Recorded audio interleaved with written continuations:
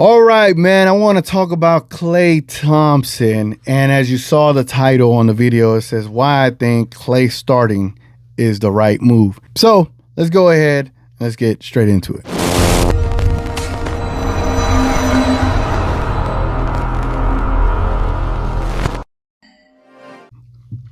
Now, outside looking in, right, when it comes to Klay Thompson and, you know, when Shams Charania confirmed that Klay is going to be the starter of Dallas Mavericks, no one kind of blinked an eye. We kind of all knew it. And I think, you know, the general public, the mass media, everyone out there kind of knew that he was starting. But there's some like circles within the Dallas Mavericks fans, Mavs Twitter, that feel maybe Najee should be starting, right?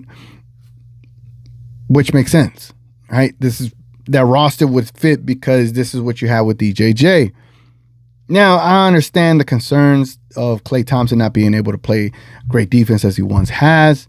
And I think there's just a little bit too much hyperbole behind that. I know I was a little bit critical. I was quite a bit critical about Klay. I very much was. I was against it because of the price tag that I thought it was going to be.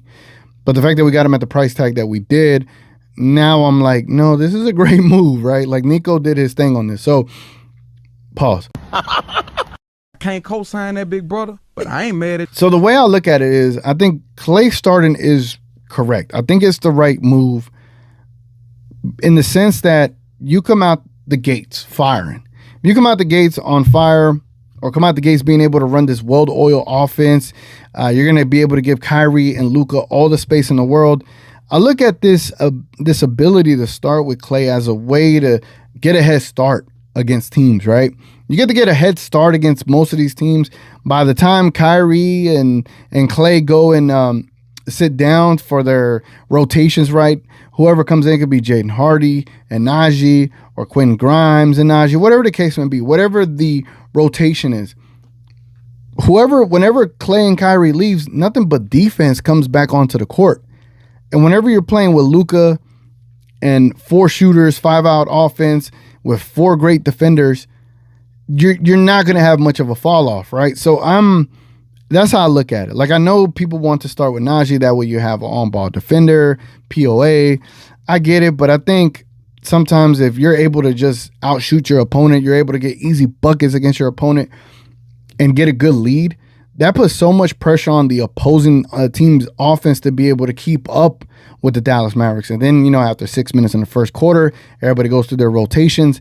And then you bring in all that defense, right, with Luka. And then you can play Luka ball, and you're just continuing the offense, and then now you have better defense. So I like the idea of Klay starting. I do think it's the right thing to do. Obviously, they could always, you know, revise it, especially with Jason Kidd. I think for those that might be concerned whether Klay would be open to coming off the bench, you got Jason Kidd. Jason Kidd has so much respect among players.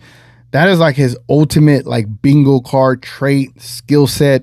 The thing that sets Jason Kidd apart from a lot of coaches is that he is revered by players, bro. And when you look up to a man like that, when you look up to a coach like that, and he tells you, hey, man, I need you to come off the bench for me, you're not going to necessarily second question it because you know what this man has been through and you respect everything he's been through. So I think Klay Thompson would be open to it. He has talked about it in his press conference, talking about you have to sacrifice to win championships. And if it does come to the point where you need to start Najee over Klay, I don't see him having an issue with that. But also I like the aspect of getting out to a hot start for the Dallas Mavericks, get a big lead, and then bring the defense in, and then continue that lead moving forward in the game. And then by the time Klay and Kyrie come back in their regular rotations and Luka goes to the bench, say if Spencer Dinwiddie is on your team, he could come into the game. Now you're just like, it's a well-oiled machine, right? So I'm looking at it from that perspective. I'm looking at it from have this elite offense, bring in elite defense, and then once everything is mumble-jumbled, you at least have a mixture of everything going on. So I think it's not who always starts. I think there's just so much conversation around who's the starter, right? Because at the end of the day, I think when it comes to who's going to be closing the game, I still believe it's going to be Klay. You're going to need the spacing in case it is a close game. But with the way I'm looking at this, I think the Dallas Mavericks are going to have plenty of games where they've won the game by early in the fourth quarter and they're able to rest their starters, and then you bring in your bench guys and allow Jaden Hardy and Omax to develop and stuff like that. So again, with the whole Klay Thompson, I do think him starting is the right move for the Dallas Mavericks. And without further ado, this is another episode of Thoughts with TGK. And catch us on Midnight Madness this Saturday with Sticks. Salute to Sticks. We're going to be talking about my top 10 moments of the season. We're going to talk about Kyrie Irving's injury. And we're going to talk about Klay starting, not starting, whatever the case may be. And we'll be talking about a lot of stuff on Midnight Madness. Appreciate y'all being here. It's been your boy TGK. Catch y'all on the next one.